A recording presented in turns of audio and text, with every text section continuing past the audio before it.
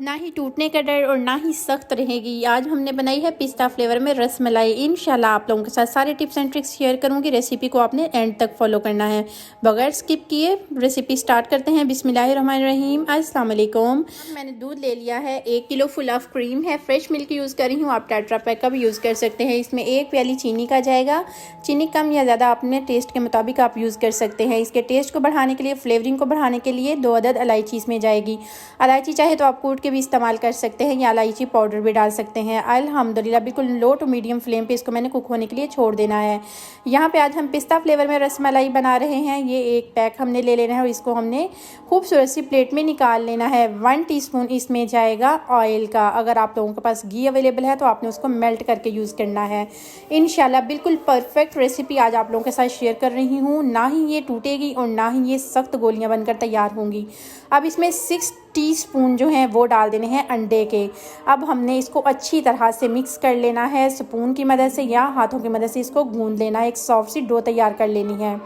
माशाल्लाह से बिल्कुल परफेक्ट रेसिपी है। जिस किसी ने ना भी बनाई होगी, फर्स्ट टाइम भी बनाएगा ये रसमलाई, तो इंशाल्लाह बिल्कुल परफेक्ट बनकर तैयार हो जाएगी। हमने थोड़ा सा यहाँ पे मटेरियल उठाना है और हाथों की मदद से इसको एक गोली की शेप दे लेनी है। इसी तरह से मैंने सारी गोलियाँ तैयार कर लेनी है। अल्हम्दुलिल्लाह देखें दूध के ऊपर कितनी अच्छी सी बालाई आ चुकी है। हमने सारी गोलियाँ तैयार कर ली हैं। एक एक उठा के इसमें डाल देना है। फ्लेम का आपने खास ध्यान रखना है। बिल्कुल लो टू मीडियम फ्लेम पे आपने इसको कुक करना है। हाई फ्लेम पे बिल्कुल भी नहीं करना। अगर आप लोग हाई फ्लेम पे करोगे तो आपकी गोलियां अंदर से कच्ची रह जाएंगी।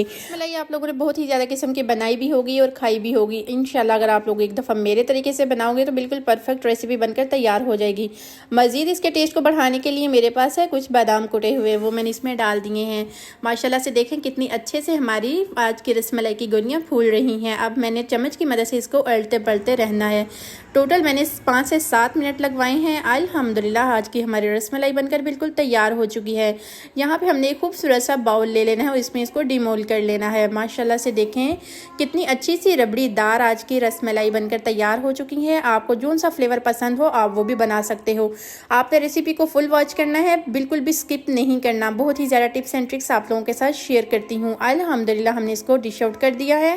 घंटे के लिए इसको फ्रिज में रख देना है और ठंडी ठंडी सी जब हम खाएंगे तो इसके टेस्ट को और भी ज़्यादा 4 चांद लग जाएंगे।